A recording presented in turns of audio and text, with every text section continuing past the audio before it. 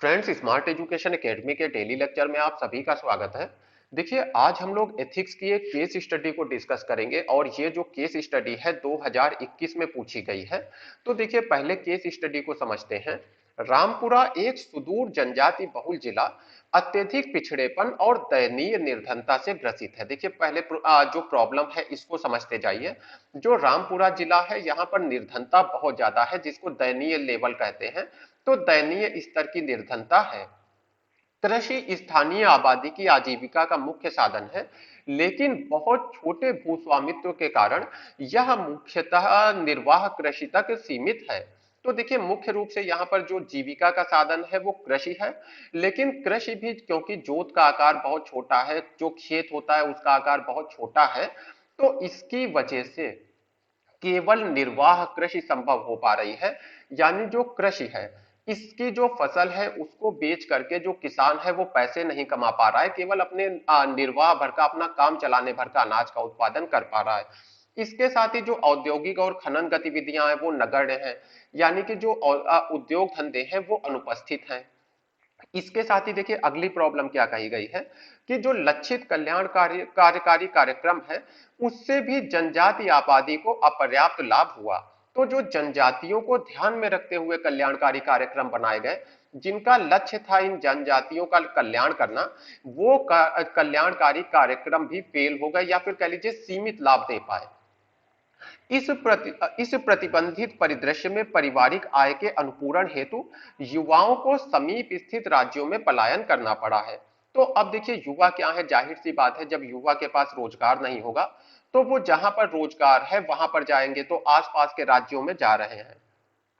अवयस्क लड़कियों की व्यथा यह है कि श्रमिक ठेकेदार उनके माता पिता को बहला फुसलाकर उन्हें नजदीक राज्य में बीटी कपास फार्मों में काम करने भेज देते हैं।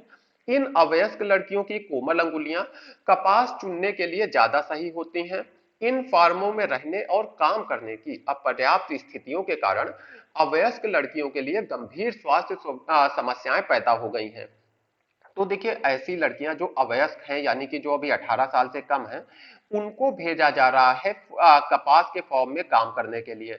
और ये जब कपास के फार्म में इन्हें काम करने के लिए भेज दिया जाता है, तो इससे इनकी स्वास्थ्य सुविधाएं इनको का सामना इनको करना पड़ता है। सुविधाएं नहीं, स्वास्थ्य समस्याओं का इन्हें सामना करना पड़ता है। इसके साथ ही देखिए और क्या कहा गया है।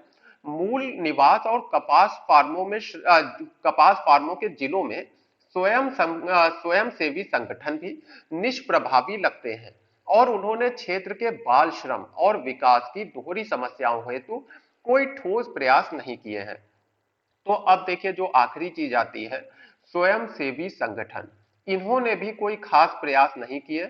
यानी कि ये भी काफी कुछ निष्क्रिय हैं। अब हम लोगों ने सारी प्रॉब्लम्स को आइडेंटिफाई कर लिया। और जब भी आप देखिए मेंस दे रहे हैं, तो इसी तरह से प्रॉब्लम को आइडेंटिफाई कर लीजिए, जिससे ऑर्गेनाइज्ड वे में आपके माइंड में आ जाए कि आपको करना क्या है एक्चुअल में। तो आपको रामपुरा का जिला कलेक्टर नियुक्त किया जाता है। यहां निहित नीति परक मुद्दों की पहचान कीजिए। तो कौन कौन से यहां पर एथिकल इश्यूज हैं, इसको आपको पहचानना है।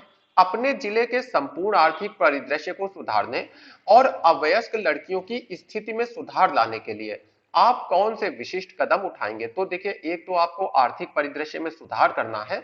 इसके साथ ही जो अवयस्क लड़कियां हैं इनकी भी स्थितियों में सुधार लाना है। इसके लिए आप कौन कौन से कदम उठाएंगे।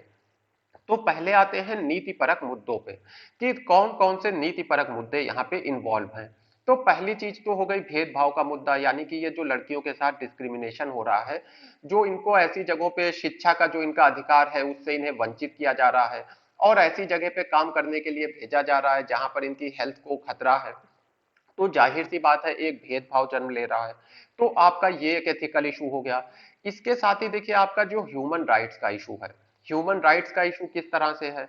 जो एक व्यक्ति का जीविका का अधिकार होता है, तो यहाँ के जो परिवार हैं उनका जीविका का अधिकार उनसे उनको नहीं मिल पा रहा है, उनके पास पर्याप्त रोजगार नहीं है। तो ये एक सही चीज नहीं है, क्योंकि अगर आपके पास जीविका नहीं होगी तो आपका जो जीवन स्तर है वो भी सही नहीं होगा। इसके साथ ही जो शिक्षा है, देखिए ये जो बच्चियां हैं जिनको काम करने के लिए भेज दिया जाता है, इनका शिक्षा का जो अधिकार है वो जा रहा है, तो एक ये भी एथिकल इशू है। इसके साथ ही देखिए, एक जो बहुत बड़ा इशू है वो है ह्यूमन डिग्निटी का। देखिए मनुष्य कोई गुलाम नहीं है, मनुष्य की जो है एक डिग्निटी या गरिमा होती है, तो जो मानवीय गरिमा है इसका सम्मान होना ही चाहिए। देखिए बहुत बहुत सालों के एवोल्यूशन के बाद, बहुत साल तक जब हमने अपनी कह लीजिए समाज में तरक्की की है, सोच को आगे बढ़ाया है, तब हम यहां तक पहुंचे हैं कि आज जो स्लेवरी जैसी चीजें हैं, इनको हम लोग एक घृणित दृष्टि से देखते हैं, इनको हम लोग बहुत ही बुरा मानते हैं। तो ये जो ह्यूमन डिग्निटी है, जो मनुष्य की एक गरिमा है, उसका सम्मान होना चाहिए। और जब इस तरह से आप छोटे छोटे बच्चों को काम पे लगा देते हैं, तो इससे जो एक मनुष्य की गरिमा है उसको बहुत ज्यादा नुकसान पहुंचता है। तो ये बहुत बड़ा एथिकल इशू है जो यहाँ पर इन्वॉल्व है। तो कुछ इस तरह से हम लोग एथिकल इशू की पहचान कर लेंगे। उसके बाद देखिए अगला चरण आता है कि आप आर्थिक परिदृश्य को सुधारने और जो लड़कियां हैं इनकी समस्या को सुधारने, दोनों के लिए क्या करेंगे। तो देखिए एक चीज एकदम ध्यान रखिए कि कोई भी ऐसा मुद्दा जो कानून के खिलाफ हो, जैसे आपको मान लीजिए बाल विवाह की समस्या देखने को मिल रही है, या इस तरह की जो बाल श्रम है इसकी समस्या देखने को मिल रही है, तो हमेशा याद रखिए आपको कदम उठाना ही है। क्योंकि जो मुद्दा है वो कानूनी है, ह्यूमन आपकी जो मूल अधिकार है उनसे जुड़ा हुआ है। तो ऐसे में देखिए आपको संविधान को लागू करने के लिए ही बैठाला गया है। आप कार्यपालिका के हिस्से हैं, सरकार की नीतियों को, सरकार के जो नियम कानून हैं उनको लागू करना यही आपकी जिम्मेदारी है। तो ऐसे में आप कभी भी अपनी इस जिम्मेदारी से बच नहीं सकते। यानी कि ये जो बाल श्रम की समस्या है, इसके लिए तो आपको कदम उठाना ही पड़ेगा। तो तुरंत समय रहते आपको इसके लिए कदम उठाना होगा। इसके साथ ही देखिए लेकिन और भी समस्याएं हैं, यानी कि क्षेत्र का विकास किया कैसे किया जाए। तो कृषि की समस्या है कि जोत का आकार छोटा है, तो इसके लिए आप कुछ विकल्प देख सकते हैं। देखिए कल्याणकारी कार्यक्रम तो ज्यादा सफल हुए नहीं है, तो आप अपनी तरफ से कुछ इनोवेशन करिए। जैसे कि जो मधुमक्खी पालन है इसको आप बढ़ावा दे सकते हैं, यानी कि शहद के उत्पादन को बढ़ावा दे सकते हैं कृषि के साथ साथ। या फिर जो डेयरी उत्पादन है, डेयरी उत्पादन को आप बढ़ावा दे सकते हैं। या फिर आप देखिए जो बागवानी कृषि होती है, तो बागवानी वगैरह को बढ़ावा दे सकते हैं। यानी कि कृषि में आपको कुछ इनोवेशन बताने होंगे, और देखिए कृषि के बारे में तो इतना कुछ पढ़ते रहते हैं, तो उसी में से आप कुछ इनोवेशन बता दीजिए कि ये जो छोटे छोटे खेत के टुकड़े हैं इसमें किसानों की इनकम कैसे बढ़ाई जा सकती है। लॉन्ग टर्म के लिए यानी लंबे समय के लिए आप ये भी कह सकते हैं कि हम उद्योग धंधों को स्थापित करने की दिशा में सोचेंगे कि यहाँ पर कौन से उद्योग धंधे स्थापित किए जा सकते हैं।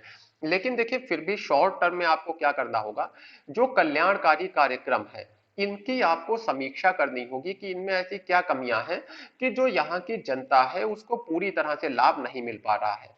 और इसको ध्यान में रखते हुए आप अपनी सरकार को रिकमेंडेशन भेज देंगे। देखिए जब आपने प्रॉब्लम्स को आइडेंटिफाई कर लिया, तो अब आपको सॉल्यूशन बताना बहुत आसान हो जाएगा।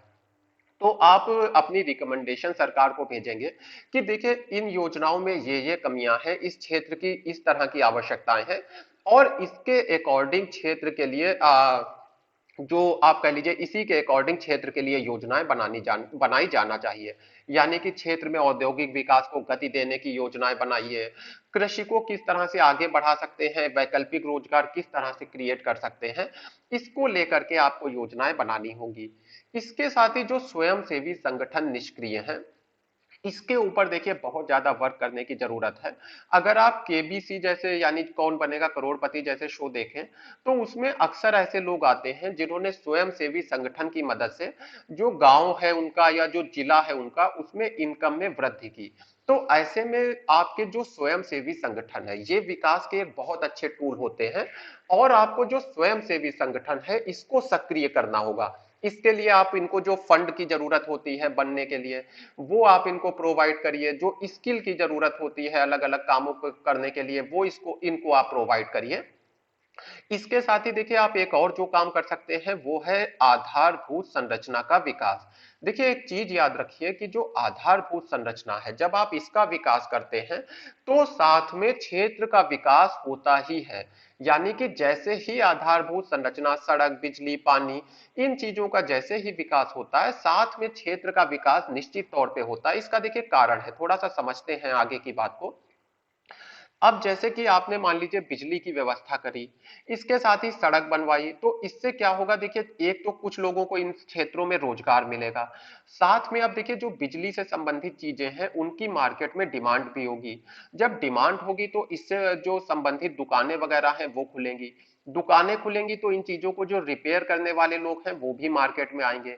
अब ये जो दुकानदार हैं, जो रिपेयर करने वाले लोग हैं, इनको भी इनकम होगी, इनको इनकम होगी तो ये भी डिमांड करेंगे, ये भी अलग अलग चीजों को खरीदेंगे, यानी और डिमांड बढ़ेगी। तो इससे और ज्यादा नई नई चीजें आपके जो जिला है उसमें आएंगी। तो ये जो आपकी आधारभूत संरचना है, इसका विकास करना, ये भी एक बहुत अच्छा कदम होता है जिसको आप अपने सजेशन में दे सकते हैं।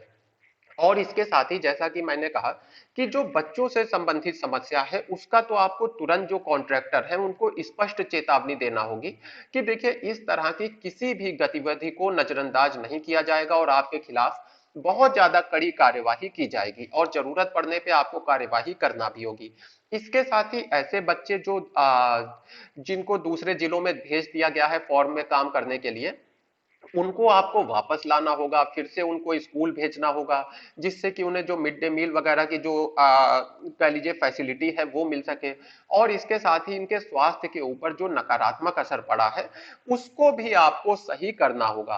तो देखिए 250 शब्दों में आपको अपना आंसर लिखना है, और अगर आपने प्रॉब्लम्स को आइडेंटिफाई कर लिया है तो फिर सॉल्यूशन बताना कोई बड़ी चीज नहीं है, क्योंकि जो प्रॉब्लम है आप उसी को बेसिकली सॉल्व करते हैं।